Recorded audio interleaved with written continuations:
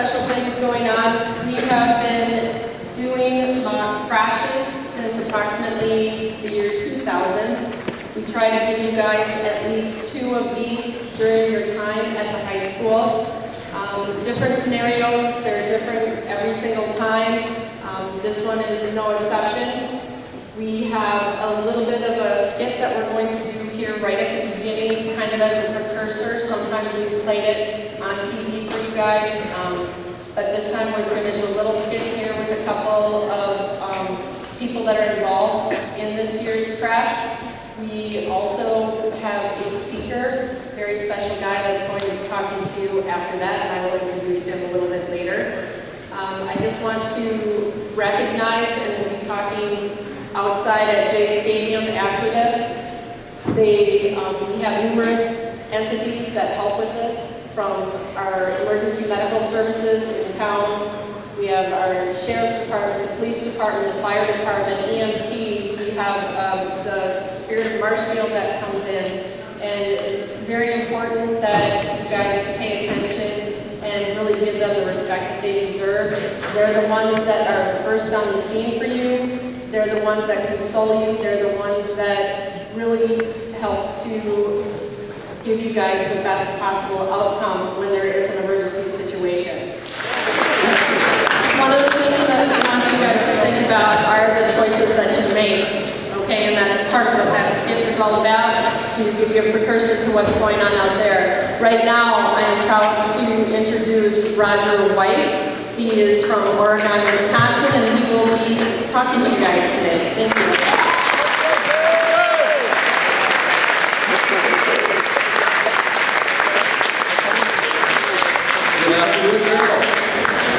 I'd like to thank you all for inviting me up here today. It means a lot to me to be able to talk to you about this. My name's Roger White, Oregon, Wisconsin, just south of Madison. You're thinking, who's Roger White? Who is he? I'm a dad. That's what I am. I have 2 sons. I have one who just graduated from high school last year. Is kind of going to school, kind of working, trying to find his way around. My oldest, Sean, was killed in 2010 in a car crash. Sean took this picture. You can see here, this was taken from an airplane and we were flying into Portland in 2007. It's the top of Mount Hood. At that point, he looked at me and said, "Dad, after high school, when you're looking for me, I'm going to be here." His name was Sean White. Loved to snowboard, loved anything in the snow. Again, Sean was killed in 2010, and I decided almost immediately afterwards, I need to get out and talk to you guys. I need to talk to kids, because Sean made some really bad decisions that day that, had he not made the bad decisions, I probably wouldn't be here. So anyway, this is Mount Hood. I'm going to introduce you to my son, Sean. So this is Sean, 17 years old. I call this Speak Up for Sean. Sean was a rear seat passenger that day in a car that I think had he spoken up and said something, the girl that was driving would have slowed down. Statistics show up, and that is a very common reaction. If somebody in the car is complaining, the driver tends to slow down. As I tell kids, if you don't feel safe, you need to say something or you need to get out. You get one life, you get one chance in this world. You just got to make smart decisions. Life is full of decisions. You make good ones, everything is great, you move on. You make a bad decision, that can be it. There's no tomorrow.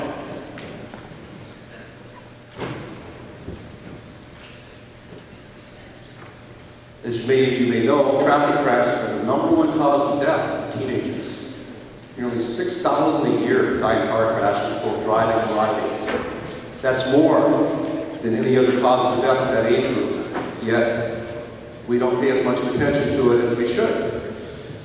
Just think about it. That's 16 kids a day in the United States that die in a car crash. That's an epidemic. If kids were dying by gunshot wounds that many a day, the world, we could be up in arms. I'll get it.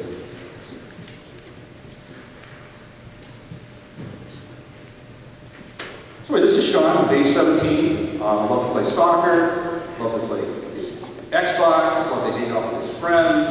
Just a typical 17-year-old kid, man. He's on the go all the time, always moving. We always wore seatbelts in our house. Always, from the time they were in infants, so they were growing up. We never left the garage to wear seatbelts were on. You guys today, you rode and drove to school. Y'all wear seatbelts? Yeah? I don't know why anybody wouldn't. You can't go for a ride at the carnival and not have a seatbelt on. Why would you get in the car as a passenger when you have no control over anything and not seatbelt? I don't understand that thought process.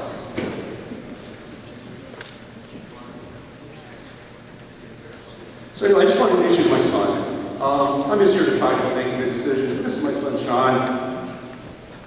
Sandboarding out in the state of Oregon, snowboarding, anything active outside. He was that kind of kid. I see him up there. I see him all over. You guys are active. You like to do things.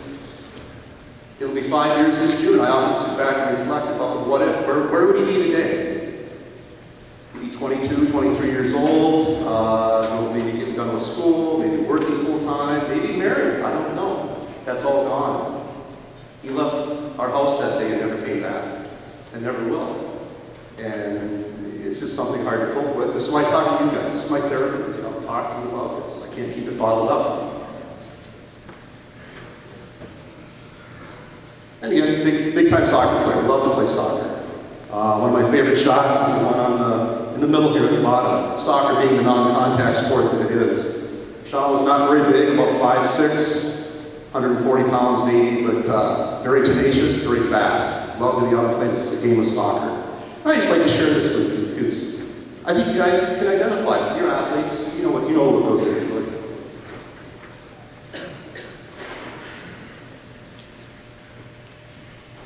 And just our family. My son Aaron lost his best friend forever. My wife and I lost our oldest son. There's no replacing that. You just come on every day, try to do what you can to make life better. Think about your parents. What we go through when something like this happens. They worry about you when you leave the house for good reason. They ask where you're going. Are you wearing your seatbelts? My wife would always go out and check my son's friends when they come over to pick him up. Nobody with seatbelts on. She'd remind them, where's your seatbelts? They'd hurry up and click their seatbelt and move on. All knowing good and well down the road, those seatbelts are probably going to be taken off. And again, I don't understand that thought process other than the peer pressure. I don't know. I hope you'll all think smarter about that when you jump in your car and realize that the seatbelt's there for a reason. It keeps you in the car, which is a huge, huge thing. Cars today are designed that if you're belted in, you'll stay in the car. Unbelted, you're probably going to go flying out. This is a picture of Sean. This is his friend Amanda sitting next to him, and their friend Tori. This was taken May 8th. 45 days after this photo, all three of these kids are going to die in a car crash. And I will talk to you about that car crash and what happened that day. But it's just very... Somebody gave us this photo later on, and it's just uncanny that these three kids are together so tight and so close, and they all perished together on the same day. So anyway, my story, on June 22nd, I was a traveling salesman, I was traveling around, I got a phone call from Sean saying, Dad, I want to go hang out with Amanda and Tori, is that okay? And I said, sure. Just remember, you got to be home by 4 o'clock. Sean was going to do an outward bound trip up in the UP, and he had an interview that day. So I got home early, just wanted to make sure he was there, and he wasn't home at 4. So what do we do? We start texting, start calling, no response. Not a good ending. They took off that day in a 1997 Honda Civic. Tori, in the upper corner, 16 years old. This is a girl that my son told me nobody would ever ride with because she was such a bad driver, which brings me back to the skit you guys just watched. That nobody would ride with her, yet that day, she called to have him come with them and take Tori or take Amanda home. Tori had lost her license at 16 years old already once, had her license back for 2 days, and was not even supposed to take the car. But she disregarded her parents' wishes, took the car, took her friend, took my son, and headed towards Milwaukee. On that day, they were all killed. I'll show you what happened exactly, but it's something you don't want to see in the paper. You don't want to see your child's name in the paper this way. So here's what's going on. They had left Madison. This is about halfway to Milwaukee. Mile marker 278, Tori was driving. I believe she was texting. They were traveling 78 miles an hour through a construction zone. And they know this because she was passing the people that witnessed the accident. So they have a pretty good clue. And for some reason, I still say it's texting, she veered off to the road to the right, hit a construction cone, at which point she made the most crucial mistake that any inexperienced driver will do, and that's overcorrection. She steered the car hard to the left at 78 miles an hour, at which point they crossed the road down into the median. The median was, I've been there, the median's maybe 10, 12 feet deep, did a complete spin and came up airborne on the other side of the road, at which point they met a Ford truck head on, flipped up in the air and landed on the roof of the side of the car. Both girls died on impact. Front of the car is crushed. Sean was still alive in the car when the EMTs got there. The truck driver went home that night. He wore his seatbelt, and the last thing he was expecting was somebody to cross the median on the interstate and hit him head on. Fortunately, he's lived through the accident, he talked, he feels really bad, and not his fault.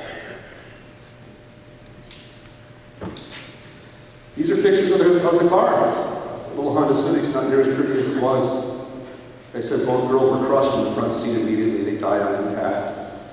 Sean was in the back. Sean died of a broken neck. Had Sean had his seatbelt on, he would not have been flying around inside the car. From what we understand, the EMTs and the police got there. The EMTs couldn't get in the car. They were big guys. Ended up, a lady was driving by who was a nurse. And she stopped to see what she could do. She crawled in the car with Sean. He was still alive, but she realized he was dying. She's a nurse, she could tell us. At which point she said she became a mother at that point. Stopped being a nurse and sat and talked to him, held his hand, which means so much to us that somebody was with him at the end. It was just a horrible feeling. She and my wife have become good friends. Just nice to know there are people like that out there. But as you can see, that car did not stand a chance.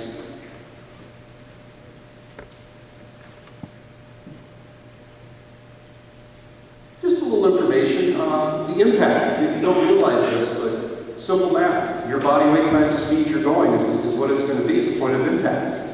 Sean, about 135 pounds, hit a moving vehicle coming towards them. We calculate that's about 16,000 pounds of force inside that car. There's no way. The strongest guy here cannot control his body moving that fast. There's just no way. This is just something I found on the DOT website, the first second of a crash. And just how quickly things happen. The multiple crashes, it's your car hitting something, it's you hitting inside the car, then it's your internal organs. Your brain's moving around, your heart's moving around. So many people die of internal injuries to these things because of the collision that continues inside the body after that. These are the obituaries. You know, we all want to see our name in the paper for something good, just not on the obituary pages. Great kids. Tori graduated from high school after her sophomore year. She was enrolled as going to go into the medical field. Very, very smart girl, just a very lousy driver. Tori had just celebrated her 17th birthday a week prior. Again, missed the light. These are three kids that the future was over that day. And it affects more than them. It affects the families, it affects the friends. It affects you guys, because I'm here talking to you. It's something you need to, I feel you need to take responsibility for your actions, make good decisions, because it affects more than you in the long run. And these are just funeral cards. Son Sean in the center, that was taken in 2007 when we were in Oregon. He was, 2 weeks with his parents. The face pretty much tells it, doesn't it? Kind of sick and tired of us. I saw him sitting there, so I snapped a picture of him quick. Never dreaming that this would be a photo that would come up into use at his funeral. I mean, parents aren't designed to bury their children. And I'm going to show you this next one, because I think it's very important. This is our last family photo that's shot in the casket. It's my son. It was a very sad day for us. I couldn't believe the turnout in the community, how many lives a 17-year-old can touch. It's incredible. But I thought it's important to see this, because this is not a story, this is facts, this is true. You know how bad things always happen to the other guy? I'm the other guy. And I would like it if your parents weren't the other guy also. And that's just something that gets on your shoulders. You guys got to take responsibility for your actions out there. Jump in a car with somebody you don't feel safe with, say something, get out, get your seatbelt on, drive responsibly, pay attention. I mean, you can be the best driver in the world. What about the guy that just pulled out of the bar down the street, busy checking his phone for messages? He's not paying attention to driving. It's all about paying attention to your surroundings, being aware. That's why they have the GDL laws in place. Distraction is a huge factor in this. This is Sean's soccer team. I just show you this because it means a lot. These are his best friends. And these are guys that 2 weeks after his death, there was a large soccer tournament. And they all made it a point to wear armbands, wear wristbands in honor of Sean. They all signed a T-shirt that's framed in his bedroom right now, which is still pretty much intact after 5 years. It's a tough thing to do. Tough thing to do when you clean out your child's room. Bottom right, that's a redwood box that I built for Sean to put his ashes in. We had him cremated. I placed him in the ground. I felt as Sean's father, that was my duty, to make sure he was safely in his final resting place. I just wanted to share this with you because I think it's very important that you see these things. That's how we celebrated Sean's 18th birthday in his gravestone. And his 19th, and his 20th, and his 21st. His upcoming 22nd. It's just going to go on forever. It's never going to change. But he's a good kid. He's a good kid, and I know he would be totally embarrassed to have me out here doing this. As many of your parents are out here. But I think it's important that you hear these stories that aren't made up. These are truth. This is what happens. It's not a video game. Video game, you die, you reboot, you live to do it again. Life doesn't work that way. I hate to break the news to you guys, you're not invincible. You got to be careful out there. Do it for your parents, do it for your future. I'm not going to read it to you, you're adults, but there's reasons to speak up, reasons to say things. And I know it's tough. You guys have the most peer pressure of anybody in the world. And it's tough to be the guy in the car that says, get me out of here, I don't want to be with you, you're a bad driver. Nobody wants to be the weak guy in the car, or the weak girl. Nobody wants to do that. But you have to. Again, you get one shot in this world, and if you make a bad decision and screw it up, it's over.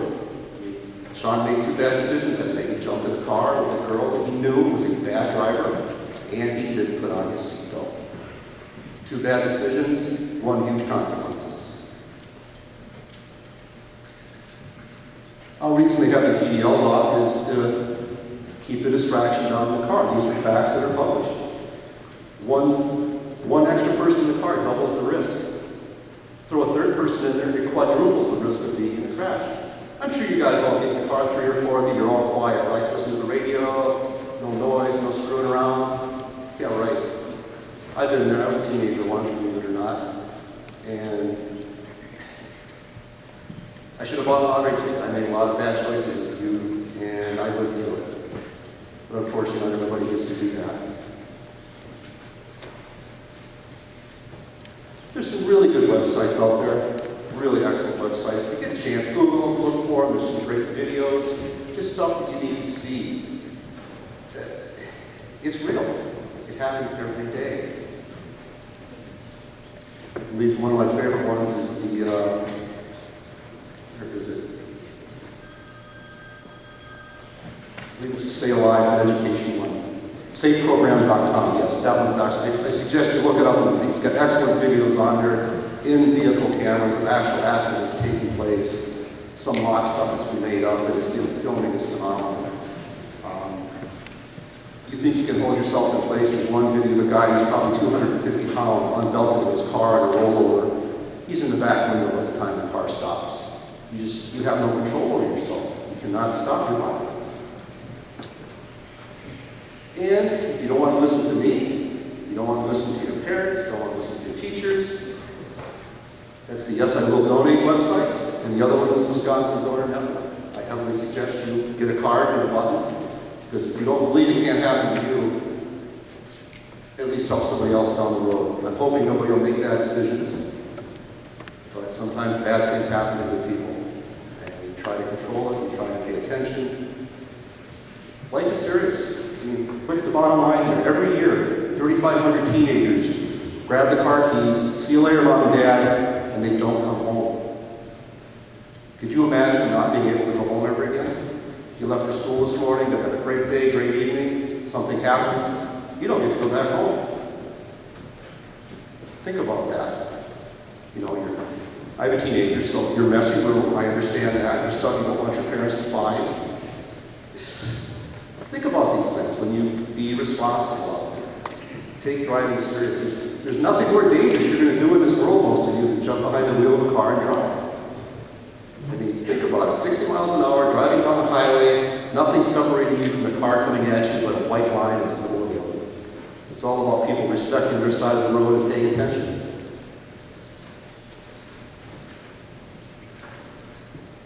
And just other pictures of Sean. He was just such a great kid. I mean, the pain that goes with it. I've got a hole in my heart the size of a grapefruit. I mean, it's never going to heal. And that's something, you know, my wife suffers the same way. My youngest son, I know he's in pain from this. It's a very, very difficult thing to deal with. But we do it. This is why I want to talk to you guys. Great bunch of kids. I want you to live. I want you to get educations. I want you to marry, have family, have grandchildren. Make your parents happy. Make them proud. Don't put them in a position where they have to go arrange a funeral. My wife wrote my son's obituary. Do you think that was in her top 10,000 things on her bucket list? Probably not. But she did a good job with it because she had to. And it's just something I ask you, don't put your parents in that situation. Don't put your friends in that situation. You guys are going to see an excellent demonstration out here today this mock crash. I want you to think about this. Like I said, good things happen to other guys. Not all the time. It happen to you. So I just want you to embrace life.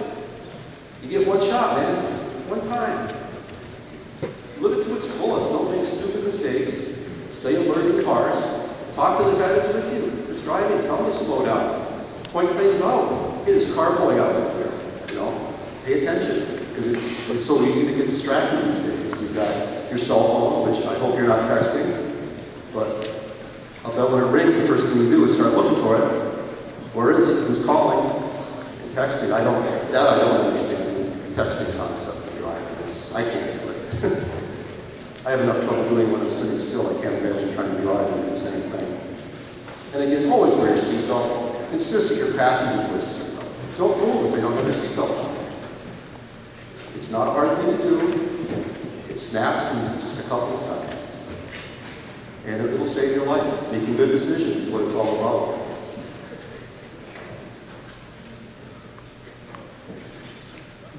And that's the end of my program.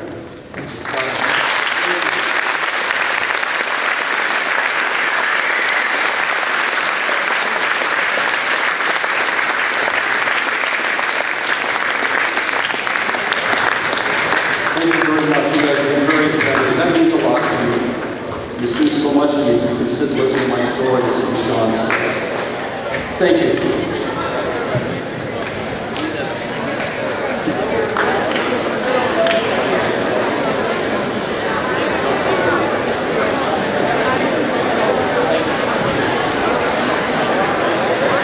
Thank you. Let's give Roger another round of applause for bringing a very important message, very difficult message to our high school. Thank you, Roger. All right, at this time, we are going to slowly move out to the stadium.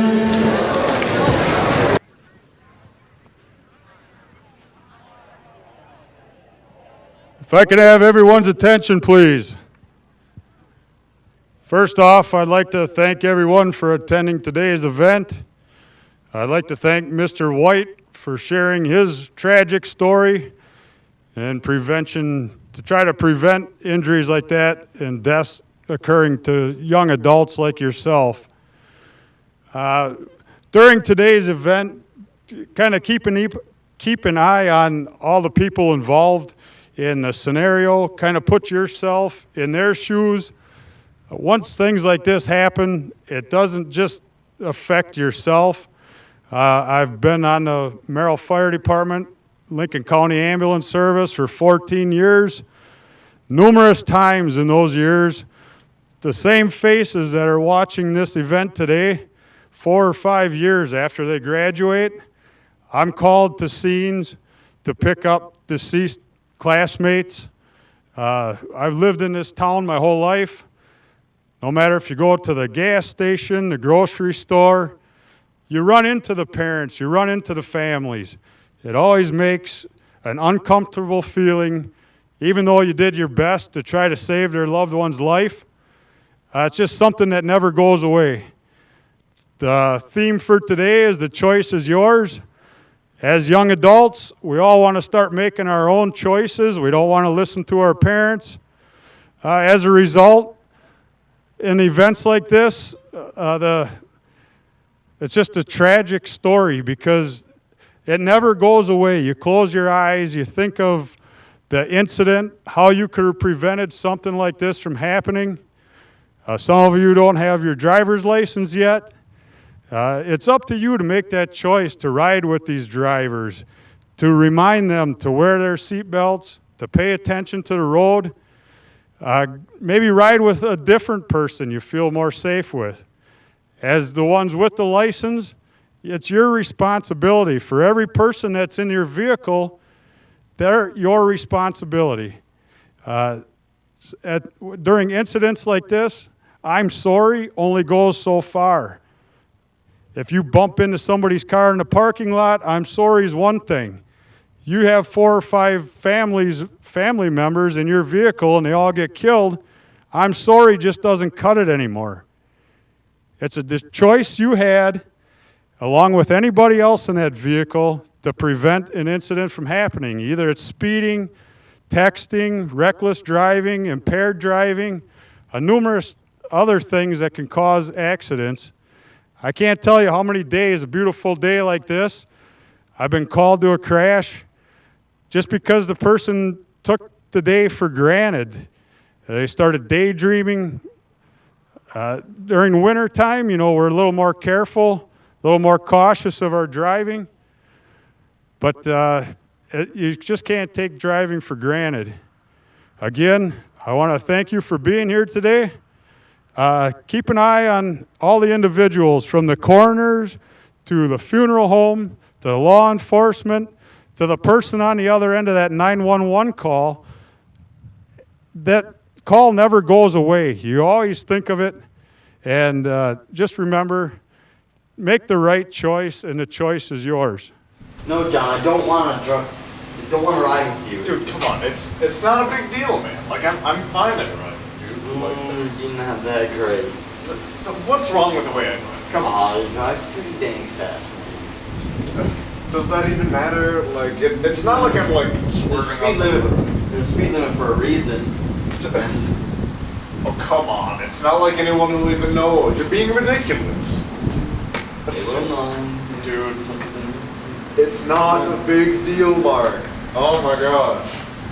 It's way too fast for you, John. Dude, it's fine. I'm a good driver. I stay on the road. It's not like I I'm bet hurting. you are skilled, but you're just too reckless. What's wrong?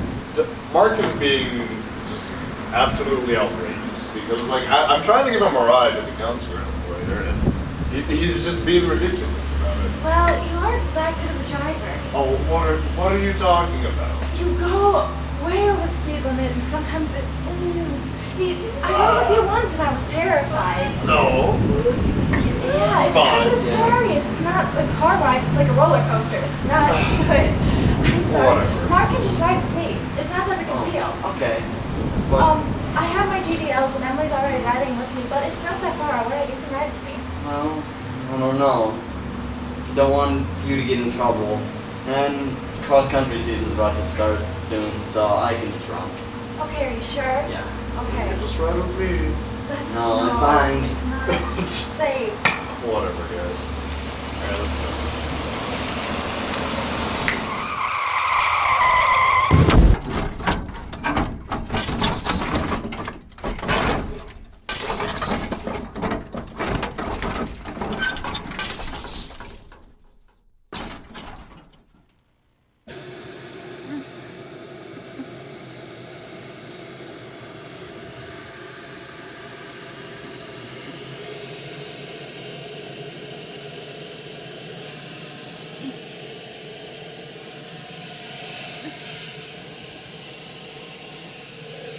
car crash? Oh my god, I think it's John! Is that John's car? Oh my gosh. What are we supposed to do? Oh my gosh. Oh my gosh. Emily, wait. Oh my gosh.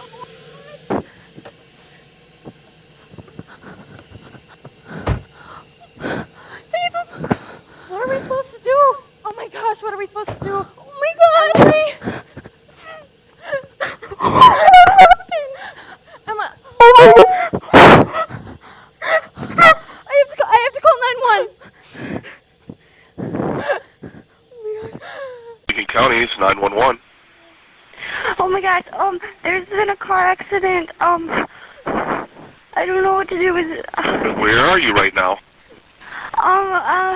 We were going to Council Grounds around, like, the curves of, I think, like, by the golf course. Are you on Highway 107 or Hillside Drive? I think it's Hillside, Okay, the curves on Hillside, right where the driving range is? Yeah. Okay, how many cars are involved? There's only one except for ours. Okay, so you weren't involved, you came across it? Yeah, we just drove up to it. I don't know what to do. Okay, is there anyone hurt? There's one person who's like laying down and like the rest are trapped. There's like 3 other people. So there's 4 people altogether? Mm-hmm. One's out of the car? Yeah. Okay, alright. So you're in Hillside Drive right in the curves. And can you tell if any of them are awake or if they're not awake? I don't know. They don't look good. I don't know. Okay. Alright, is there any smoke or anything coming from the car? Yeah, I can see some smoke coming out of the car. Okay. Don't move them unless the car starts on fire. I got a lot of help coming.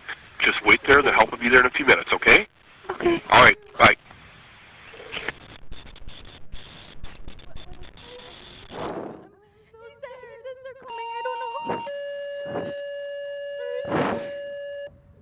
Lincoln Sheriff 911, Merrill Fire Department and Ambulance. You're needed in the township of Merrill on Hillside Drive between Champaign Drive and Snowflake Lane. A reported motor vehicle crash with injury.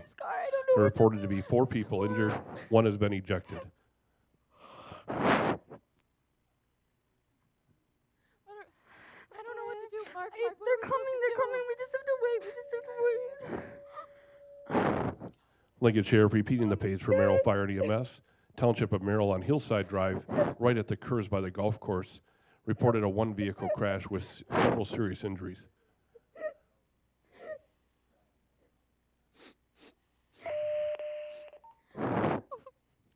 (115), did you copy?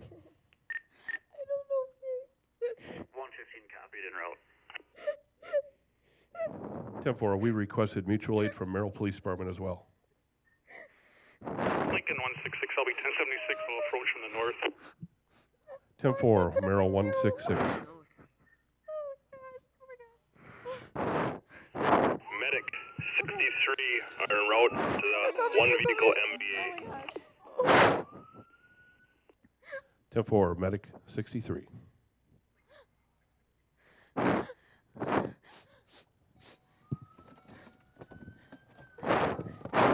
Sheriff 115, 1023. Copy, 115.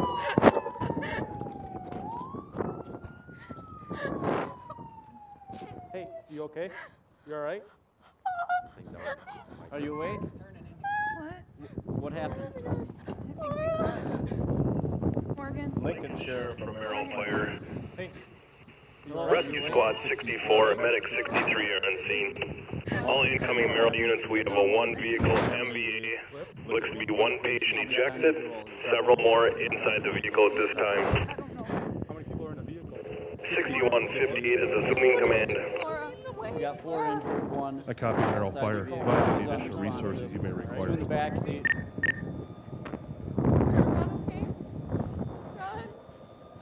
John, how many we got injured? 4 people. There's 1 unresponsive truck, 1 in the front seat, and 2 in the back. Okay. Stay still and don't move. Okay. Paramedics are here for you. At this point, EMS is checking for pulses, checking for respirations, trying to find out how many victims they have that can still be saved. Okay. No pulse, no breathing on the driver? Lincoln from 166. Prepare the vehicle for crib. Be cribbed. Hello? We're also going to need to extricate the two in the back seat. How you doing? Be cutting the roof I'm off. with the ambulance. They found that Anything hurt right the now? ejected victim has no pulse, no respirations. The driver is also deceased. Now they're attempting to extricate both victims from the back seat of the vehicle. One was seat belted, one was not. What we're gonna do is end up cutting a few things, okay? Do you know who's in the vehicle? We're friends. What's your name? Okay, Courtney, what happened? I just don't know. We got into an accident. Okay, which way were you traveling? We're ready. You said you want. Where were you going to? Yep, I want the vehicle stabilized by cribbing. We're gonna make sure that we got the blanket on the back of the patients back there. Any neck Once or we back have those pain right now? patients cleared, I want you to cut the top of the roof off and we'll bring them out the top. Okay, what we're gonna do is we're gonna cover you up. The reason why we're gonna do that is because we're gonna be doing some cutting of the metal, okay? At this point, law enforcement is questioning the witnesses of what they saw, what happened, what might have caused the incident. Okay. Careful, we're sawing right now. EMS and fire are coordinating their efforts to get the victims out of the vehicle. That's just the guys up front cutting the glass. All right? I don't know. Keep your head straight and call still our as parents? possible. Okay? Okay. Where do you live at? Parents. By the golf course. Okay. Okay. Do you have any allergies to any medications at all? Yep, penicillin. Okay, did you lose consciousness at all? Hang on. Okay. Phil? Yes? Let the patients know we're going to be cutting the A post and the B post and pulling off the roof, and it's going to be very noisy for them inside the vehicle. Okay. What they're going to be doing is, right now, okay, is we're covering you up all the way. What we're going to be doing is cutting the roof off. Go ahead. Okay? Everybody clear? At this point, the decision's been made to remove the roof of the vehicle to help with the extrication of both victims. I don't know. I don't think they're okay, Steve. I don't think All right? they're okay. Really loud. Don't worry about it. Okay. It's just for them to get us going, okay? Hillside Command, have you also considered a helicopter? We have one critical patient that's probably going to be needing to be flown to a trauma center. She's not awake right now, okay? But what we're doing is we're doing our best to help and get you out, okay? Okay. Nice and easy, okay? Nice deep breaths, okay? You hurt anywhere besides your neck? My wrist. Okay. Well, what we're going to do for you here, what's your name? Courtney. All right, Courtney, what we're going to be doing here is once we get the roof off here, we're going to be putting on a C-collar, okay? That's going to keep your head straight for us. All right? Both victims that have been killed in the crash are covered with blankets. That lets everyone else know that no more life-saving efforts are going to be wasted on these two victims. Okay. 166, go ahead. Doing good. You're doing good. Yeah, 1051. Phil, we got one side cut. We I got copy the you driver's on a side record cut. to the scene, Okay. 10-4. We're going to be cutting on the passenger side at this time.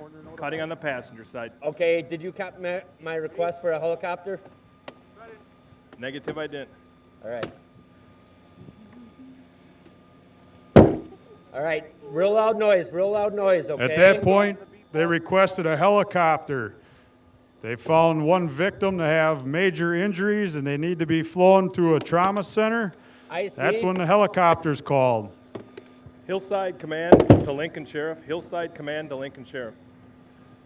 Hillside Command, go More ahead. cuts here, okay? Requesting a Friend out, helicopter. all right? Requesting a helicopter to this site. A helicopter to this site. I copy. The trauma center's been notified and a helicopter is inbound to your facility. Set up the landing zone and go direct with them on this channel. Here, and we're going to be actually peeling off the roof. Hillside okay? Command copies Run that you there, we're have gonna a go ahead and get helicopter your friend out notified and they are en first, route. okay? We do have an LZ. We do have an critical. Do you have a LZ set name up for your on friend? site. Morgan. I copy. that's Morgan? Merrill Fire, Hillside Okay. Command. How old is Morgan? 17. Okay. All right, loud bangs here, okay? 'Cause we're getting the roof off, okay? Here we go. They're just bending the roof back. Okay? There's going to be a lot of metal and things moving around, okay? Be strong for me, okay? Phil, roof is clear. Roof is Okay, clear. go ahead. Okay, this is going to be coming off, okay? All right, we're going to need a seat collar in here for this other victim.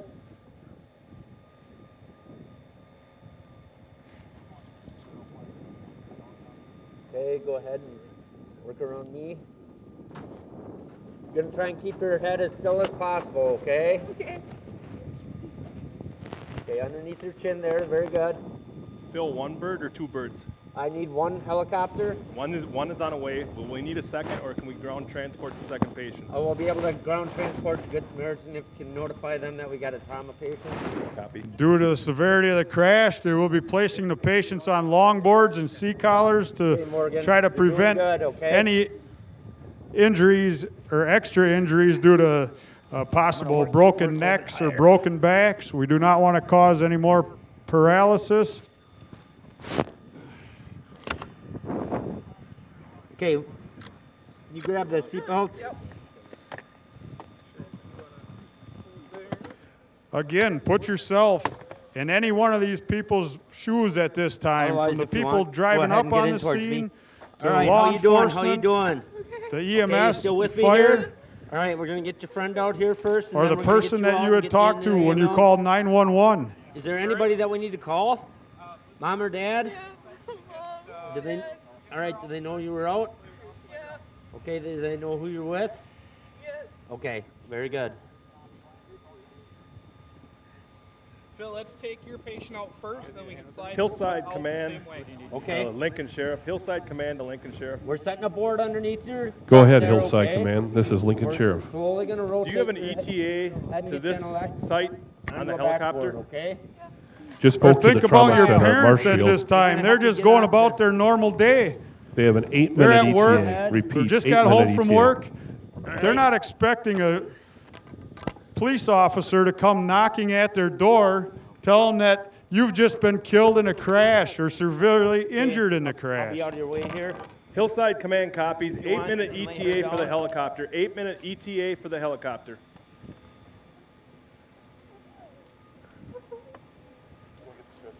Yep.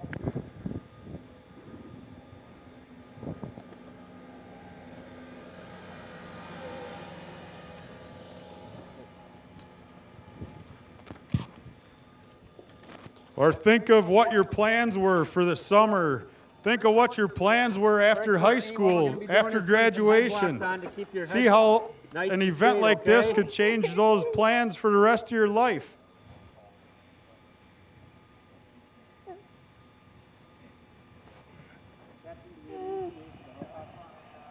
Six minutes at this time. Okay, 6 one more minutes for the strap here, helicopter. okay? It's hard to meet your goals if you die before you even get a chance to make them. All right, Courtney. What we're gonna do is we're gonna get you out and onto a longboard here, okay? Okay. Or actually onto the cot, all right? Ready? Hold it.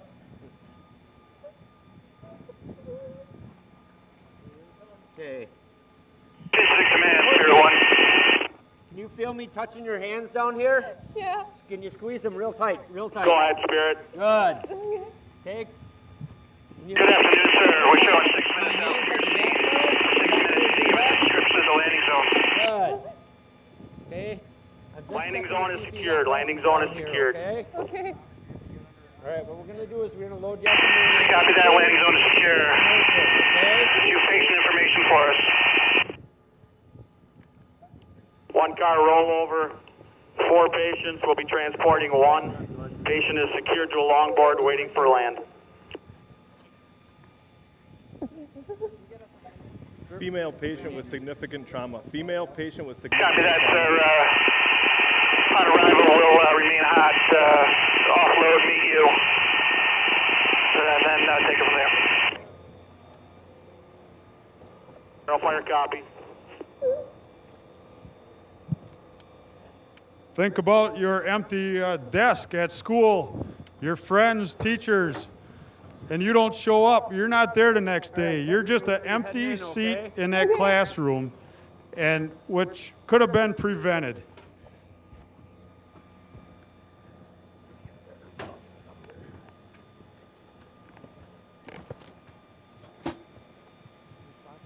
You hear me?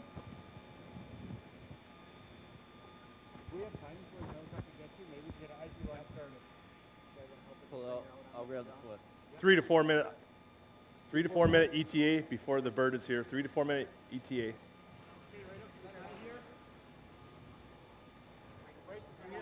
Grab some IV stuff. Let's get some stuff done before they get here.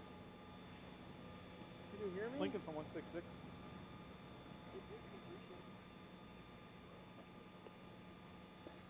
At this time, they're looking for any additional injuries, ones they didn't find initially. Lincoln 166. 166, go ahead. Corners ETA. 166. Again, this We've event isn't notified just the held coroner. for your high school We've career. notified Rod's This is towing and recovery. after you Also, graduate. Spirit of Numerous Marshfield Trauma Merrill Center High has been School notified graduates have incoming lost their pediatric lives trauma within the first code 4 or on a 5 years level. after I'll graduation notify due you to the poor coroner's decision ETA when making available. and not speaking up when you should. Like Mr. White said, this is speak up for Sean. Let's try to prevent another Sean. 115, go ahead with the registration. 233, Victor Charles John. 10-4, I'm getting that plate back local. It's 2 parents' names on there, no one young. You'll have to figure out who the victims are. There's no young person listed on the registration. In years past, we always had the driver survive. The driver didn't survive this time. We always had someone to point the finger at. It was his fault this all happened. Well, today that's not the case. Any survivors in this incident had the choice to tell the person to slow down, to not ride with them, protect themselves at least, wear your seatbelt.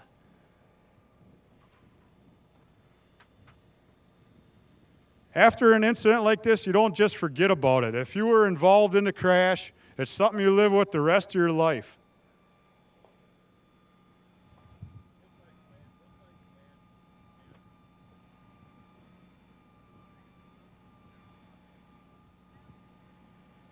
At this time, they're treating the patient. We do have a helicopter coming. Should be here in about 2 minutes.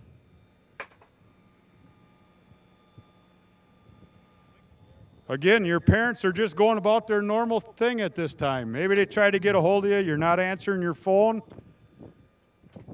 They're not sure what's going on. Think of your grandparents, your aunts and uncles. Think how something like this affects them. Every Christmas, every birthday, you were supposed to have a birthday. You're not around. Thanksgiving, or any other event where you have family gatherings.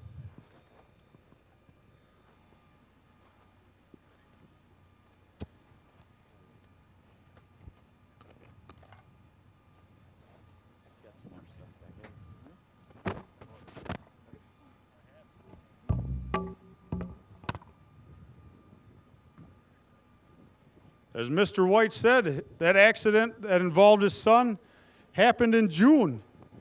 The graduation, the summer started.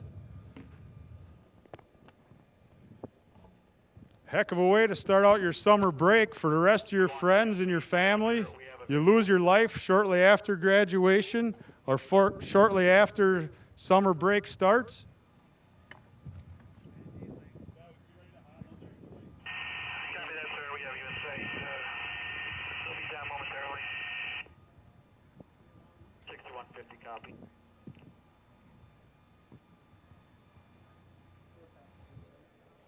Again, we all want to make our own choices. We don't want to listen to our parents sometimes. The thing is, the consequences to choices as young adults become more severe the older you get. The more responsibility that you're expected to have comes with greater consequences.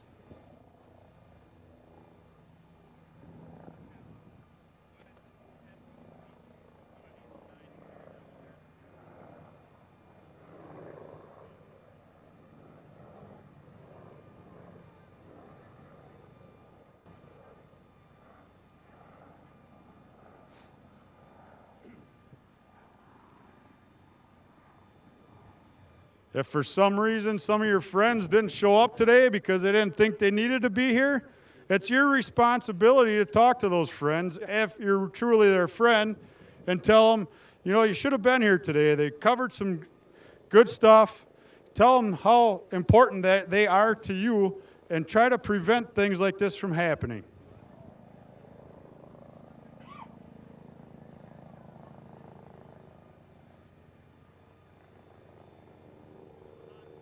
Again, put yourself in the position of these dead people. You're just laying there in the street right now, covered up, waiting for someone from the funeral home to come and put you in the hearse.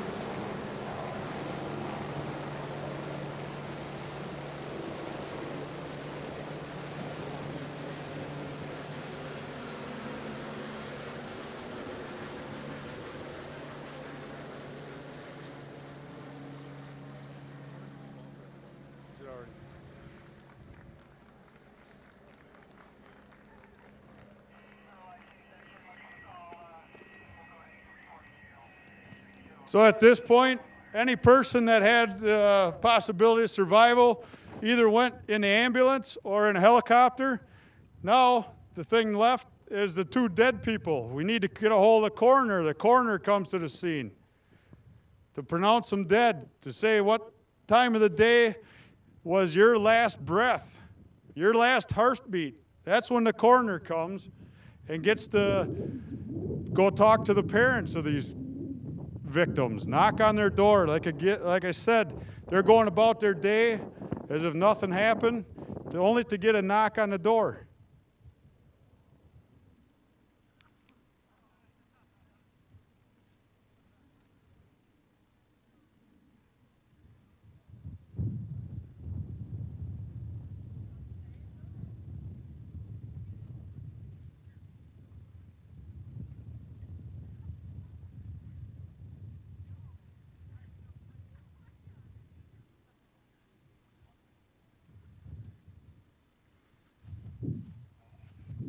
One 166, go ahead. Arrival of the coroner. The coroner just arrived on scene. I copied.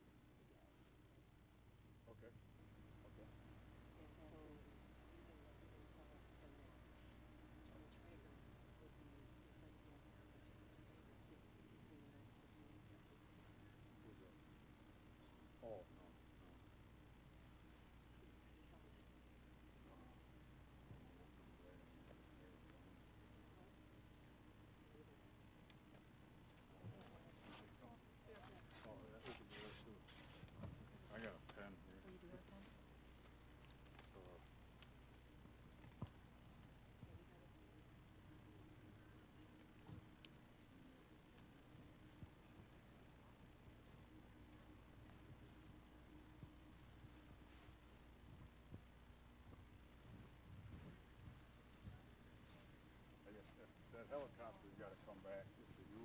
I'll just have it come and they can shut down then. We can keep doing our scenario. The driver, passenger is thrown from the vehicle. Yeah, he was removed. At this point, law enforcement is telling the coroner what they found when they arrived on scene. Patients or victims are being placed in the body bags. Again, put yourself in the shoes of any one of these people here right now, from the dead person to the EMS, to the coroner, to the law enforcement. No, I didn't look.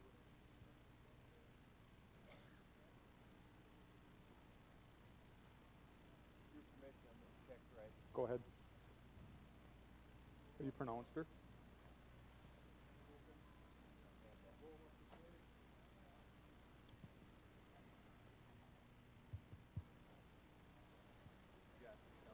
Sure. Time of death. 14:34 time of death. Paul, what's his time of death? And think to yourself, what part in this scenario you could have had an effect on by preventing. If you would have spoke up, remind people to wear your friends to wear their seatbelt. If it's not a cool thing, maybe you shouldn't be with those friends. Maybe they're not as good of friends as you thought they were. I'm going to go ahead and take a series of photos before we move Okay. the victim. 234. This is victim number 2. That's number 1.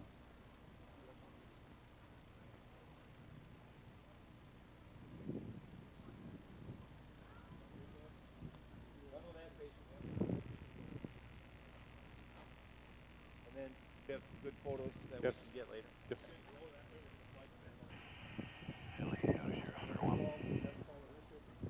That's correct. Not yet. Wait. Lincoln from 166. Are they coming back?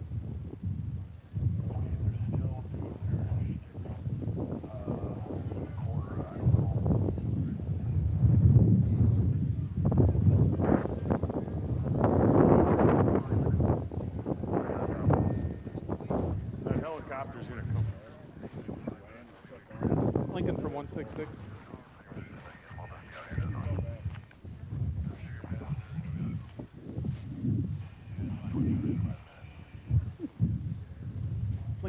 6.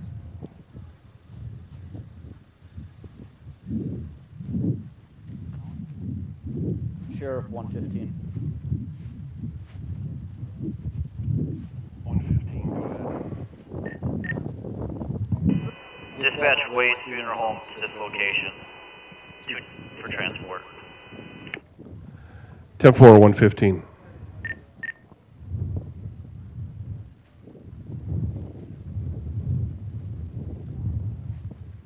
At this point, law enforcement gets a hold of the funeral home. They show up with their hearse. This gets to be your last ride due to poor decision making or not reminding one of your friends to make a better choice.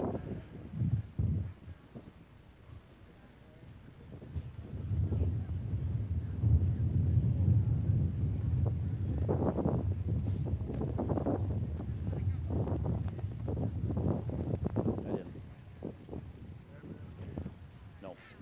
The driver was John Traeger.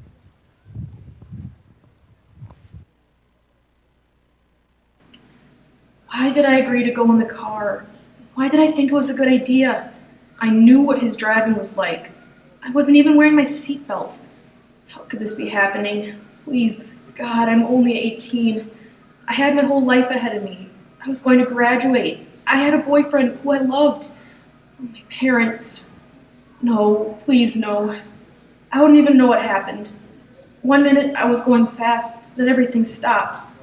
Next thing I know, there are police and paramedics and blood. So much blood. There's so much I'll never get to do. I'll never graduate. I'll never walk down the aisle at my wedding. I'll miss everyone so much. My friends, my parents, everyone. We'll never see each other again. I'm sorry to my friends who were in the car with us. I never wanted them to get hurt. God, why did this happen? Traeger's the driver.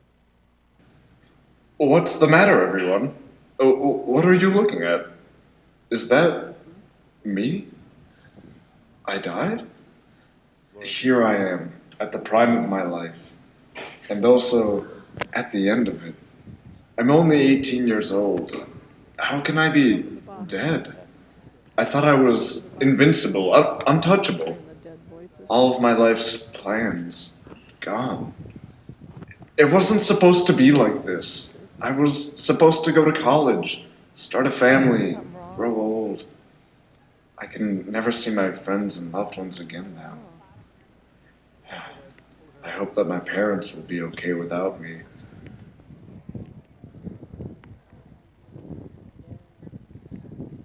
Want us to make notifications?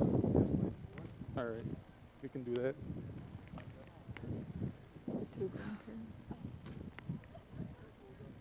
It's not working. Oh. I'm the mom of Laura. Single mom, I guess, huh? Oh, that's too bad. So at this point, setting up in front here are the parents, like I mentioned earlier, that were just going about their day. Got the police officers coming to their front door to let them know that their loved one has just been killed in a car accident. We get up. Well,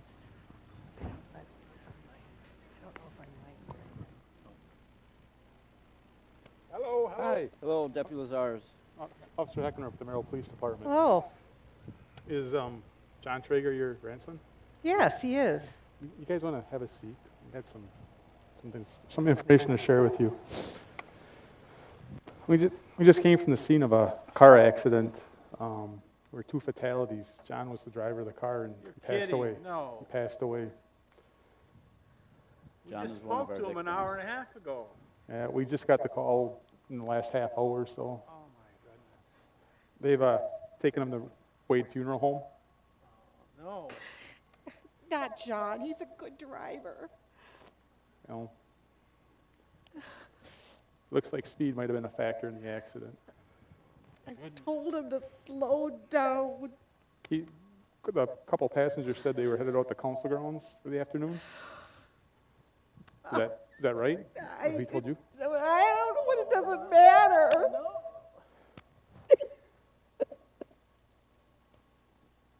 We'll get through this.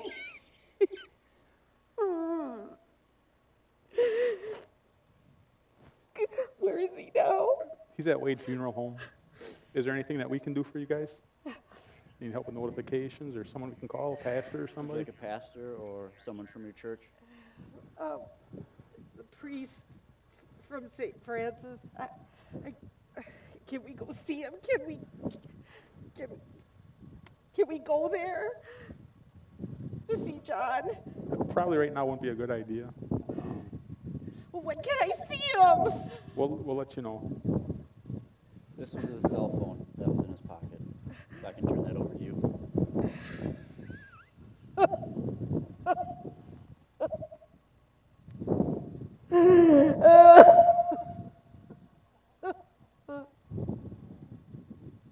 Oh, Joe. I have to leave. Thank you. Yeah, let us know if there's anything we can do, let us know, okay? Give us a call if you need anything. So that's one victim's family members being advised of their death. The officers still have to go to another house, another home where someone's just going about their day and hear a knock on the door. Hi, Officer Heckendorf, Merrill Police Department. Hi, I'm Deputy Lazarus from Lincoln County Sheriff's Office. Why, did something happen? Oh, Yes, no. you want to have a seat? Oh, Is Laura Griefey your daughter? yeah. Was she in a vehicle with John Traeger and a couple other friends? Yeah. Oh, what happened? Is she okay? There was an accident, and No. Laura was killed. Oh, my baby girl. Were they headed out to council grounds for the day? Yeah, she had the day off, and they were going to go swimming. It appears she wasn't wearing her seatbelt Oh, and was no. thrown from the vehicle. Oh, that can't be. My only girl. Oh, she's all I got. Now what am I going to do? Oh, no. Do you have family in town that we can contact for you, ma'am? Someone from your church or your pastor? Yeah, Pastor Mark. Pastor Mark? Okay. Where's Pastor Mark from? Grace. Okay. Or St. Stephen's, you can call. St. Stephen's? Okay. Oh, this can't be. Tell me Well, it's would you not. like us to call Tell him me and it's have him not come to true. the house? Oh, my girl. Yeah. Oh, what am I gonna do? She's all I got. I can't. Oh, I don't. Oh God, please take me instead. She's at Wade Funeral Home right now. Okay. And as soon as we can get you over there, we'll get you over there if you want to see her. But just give us some time to get things taken care of and get her there. Oh no. Oh no. Oh, what am I gonna do? Oh, my girl. Oh, I have to call my mom. Oh. Is there any family members we can call for you? You have family in town? Yeah, my brother. Okay. What about Laura's father? He lives in Montana. Montana? Yeah. Okay. Do you want us to call him? Yeah. Okay. What's his Oh, yeah, name? He needs to know. Okay. What's Dave. Dave? Yeah. You got Dave's phone number by chance, or do you need to look for it, or do you need some time? Yeah, I can get that. Oh. Okay. All right. So then we'll take care of calling your pastor for you. Is there anybody else you want us to notify? Oh, I don't have anybody else. Okay. Oh, I can't think of anybody. Oh, Okay. Oh, my friend. Oh. Oh. Ma'am, here's my card if you need anything. Don't hesitate to call. Thank you. Okay. So there was a second family member that was advised. Imagine putting your parents or loved ones in that situation. If you can please have your patience here for a couple minutes, the helicopter's going to land again and shut down. So stay patient. We have a little bit more to wrap things up.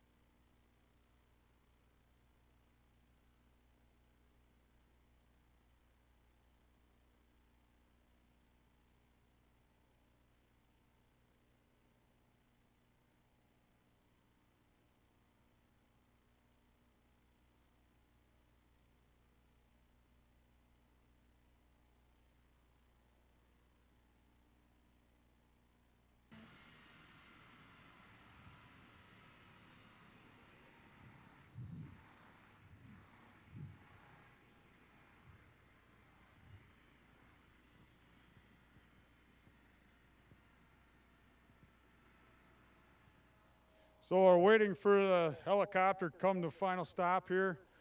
We do have some audio of both victims that were transported in the hearse.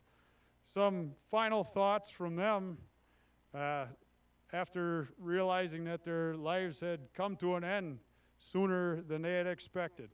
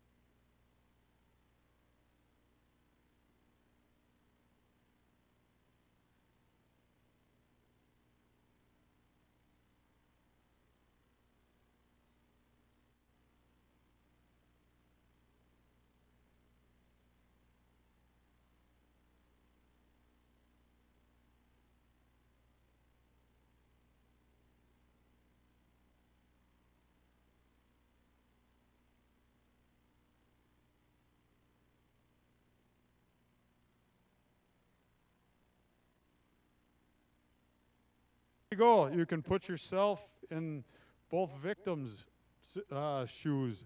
Think to yourself of the number of things that you'd like to accomplish by the end of your high school career, by 10 years after you graduate, where you're looking at being, and beyond.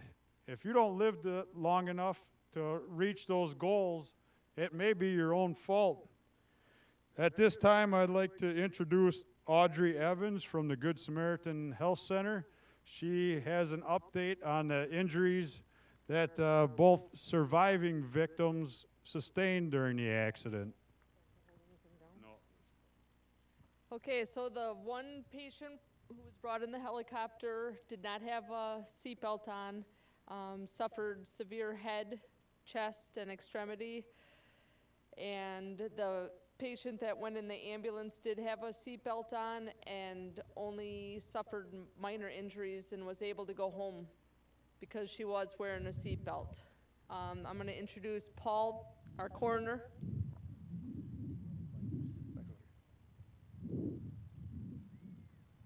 Good afternoon. I'm going to tell you a story of an accident that I remember from December 5th, 1985. I met a 15-year-old girl on her 16th birthday. She was involved in an accident. It was a fatality. She was killed on impact. The young lady had no identification. She'd had no way of knowing who she was.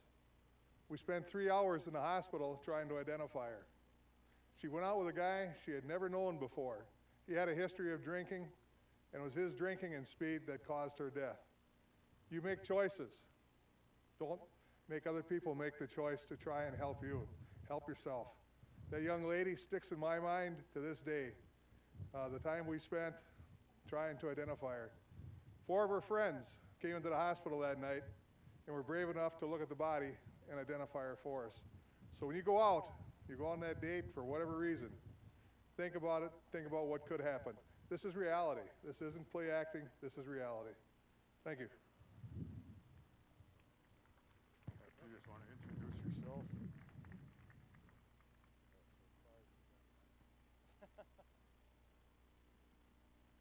Hello. My name is David. I'm a flight nurse and paramedic for Spirit One out of Marshfield. What we do is kind of what they reenacted here in terms of respond to people who have critical trauma needs. We also fly people who are just sick between hospitals. But since we're talking about trauma today, you really don't want to see us. By the time they call us, you have some pretty significant immediate life threat type injuries. And it happens all way too much. Simply either drinking or being under the influence, texting, just horsing around in the car is just really not a good idea. You know, we have had, you know, young people, older people, and ones that stick in my mind are the young people who are in their 19, 20, and even younger who don't make it out of the car alive. In many cases, they have us continue to the location just to verify that the patient indeed did die or multiple patients have died. So, you know, as much as I've been in your shoes many decades ago, this is all real and things can change in a real hurry. So if you see a helicopter, things aren't usually good. You're welcome to ask us questions and welcome to tour the helicopter if you like. Anything else at this point, or? Okay, I'll hand it over. Thank you.